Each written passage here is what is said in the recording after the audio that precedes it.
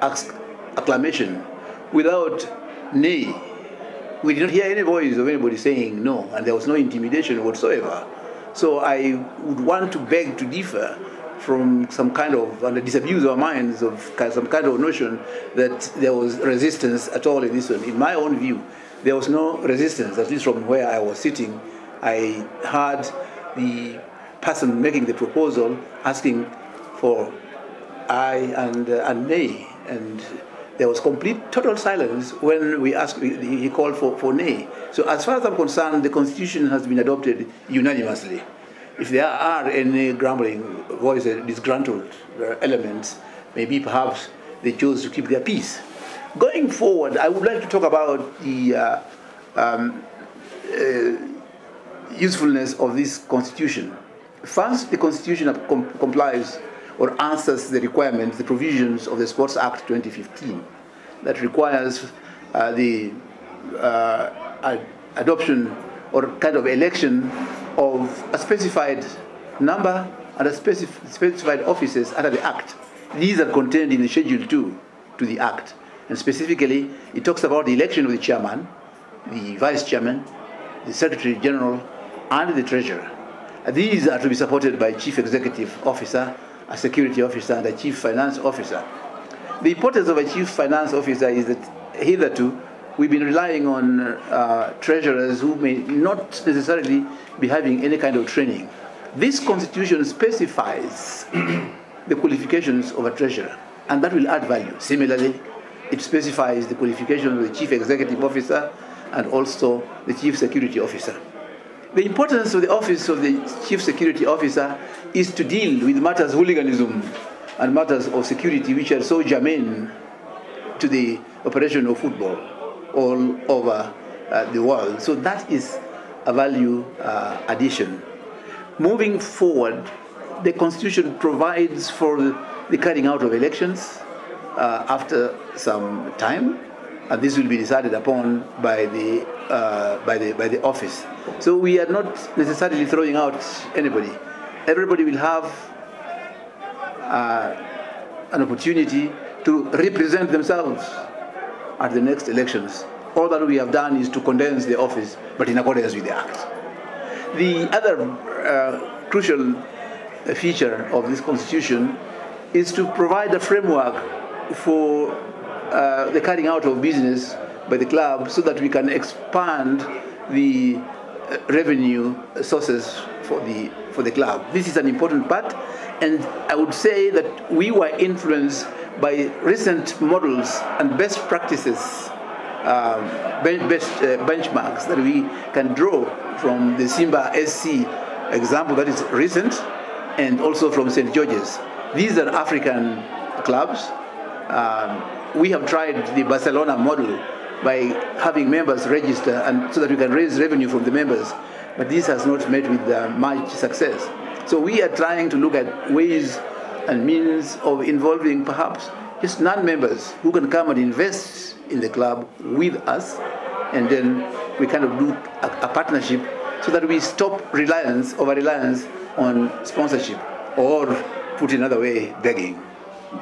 Now, Mr. Chairman, what has it outside here? People were talking as early as yesterday or last week that this is a step that is meant for people who are already predetermined to come and buy shares, take over Gor, and that they use in Auzwa, the club in Auzwa. What would be your take about this? Because there's this feeling from other guys that with this passage and this action taken right now, the club is set for buying or set for other people to take it over, and some of these guys seems to be resisting, and they don't feel like Gor Mahia is theirs, and people should really resist, and that's where the resistance is coming from. I have heard that, and this has been there from Leslie Okudo days. Leslie Okudo went as far as incorporating Gor Mahia Limited, and all his efforts were thwarted. And then there has been no development. The club went into a lull for 18 years, just hovering around the area of relegation. So we have not made a step, even after fighting and killing such first attempt. So this is something that we are aware about. The astonishing thing is that those people resisting this kind of change really do no participation. They don't want to pay for the gates. They don't want to become members. They don't want to just do anything, and yet they claim the club is ours. So I think we are in the right direction. It is a bold step that we have taken, and resistance is something that we will be able to deal with. Particularly, we don't expect registered members to really resist this. And I want to draw a distinction between registered members and fans. In Kenya, we have very many fans of Arsenal, Man U, Chelsea, Man City, or even going to La Liga. We have people in Barcelona and Real Madrid. People have committed suicide in Kenya saying that they're Arsenal fans, but who knows them down there? So you can be a fan, but not a member. So that distinction must be there. So fans may come and enjoy football, but members will participate in the management and revenue earning in the club. With your office, when should Kenyans expect a Gor Mahia election under this new constitution? How far or how near is it? I think that is the matter that the executive will decide upon, and in accordance with the constitution. We are normally cognizant of factors like what is the appropriate time in terms of the running of the league. Because when there's a lot of politicking, you might interfere with the league itself running. So we normally refrain from holding elections when the league is going on. So we are going to choose an appropriate time depending on the new calendar, the new FIFA calendar, which has just been ushered in, to see if we want to, what is the appropriate time to hold the elections, and some various other factors, really, before we choose the date. But it will be done in accordance with the Constitution. In other words, we don't intend to keep people waiting again for a long time, particularly those whose mouths are watering to get into the office. Okay, Chairman, what you've done is not close to somebody who's supposed to be vacating the office anytime soon, and you've indicated, and it's clear everywhere in this country that we'll be leaving this office in a time that you personally know well. However, from what you're doing and from the passage of this constitution, do you still have the feeling of leaving this kid unnurtured? One thing I can assure members is that I will just not abandon the club the way somebody wants. I mean, I must be responsible enough. I can't abandon the club to collapse. It will be a shame on me, and that is far from it.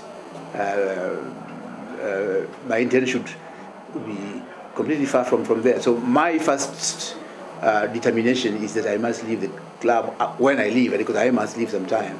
I need to leave it in safe hands so that there is continuity and particularly sustainability as far as I look at it. So what I'm doing, one of the things I'm doing is the launching of this constitution. You can see the strides that have been taken by the Kenyan nation upon the adoption of a new constitution in 2010. The rights, many things were expanded. So what we have done is to expand and to put a framework for the development of Gor Mahia. So to me, that is a great achievement, a great step. Number two is not to leave chaos, it's to leave order.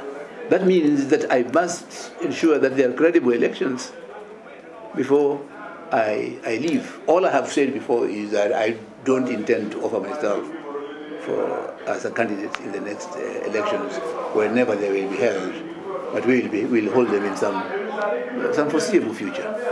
Delegations have come to you, to your office, to your home, and every other place to want to actually coerce you not to leave the club. They want you to stand again on that seat of the chairperson. Are you willing to defy your feelings and go with the feelings of the majority of the fans who have been talking around here, some of them in social media, wanting you to stay put, though there are those who want you to leave as early as today?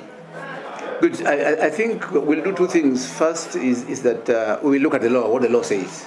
Number one, because you see, even if you want to remain, and I've previously talked about myself as being popularly or pejoratively being referred to as Mugabe, which means that you actually do not intend to leave, you are old and ineffective. So for me, there's no tendency to overstay. And my intention is that first of all to look at the act, the law. What does the law say? Do I still have any room to stay in Gor Mahia? Then number two is then when we can have a dialogue with those who are making pleas. I indeed have received a number of requests from some unusual sources also telling me, don't go.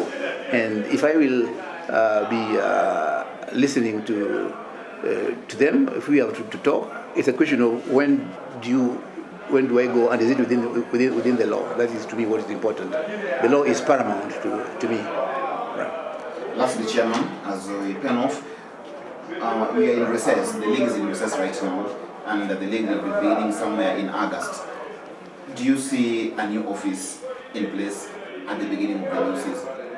No, that will not happen. I have to usher in the new season and put structures in place. I will also ensure that the matches start appropriately. At the moment, the window is open, and we are actually in the process of considering who to recruit. You will see already we are meeting a lot of resistance. There's a lot of malicious talk out there, but these are things that I'm used to. We will do recruitment as the FIFA rules provide. We will not tap. We will not be engaging in any tapping of a player. Where tapping is in the FIFA statutes is that it's talking to a player who still has got a contract of more than 6 years without involving the club. So we will be following the proper procedure, and that's what we have done so far. There is no player who has got more than 6 years remaining contract 6 months contract that we have signed so far. And I challenge anybody to come up with a contract showing that it has the chairman's signature and that we have been engaging in tapping. So that is something we're doing very carefully. We have identified the players, and wait and see. Be assured that God is taking the league of 2020. Again, it will be in our cup. So we are on a new start. I can hear murmurs from other sources, but those are what we call the croaking of a frog.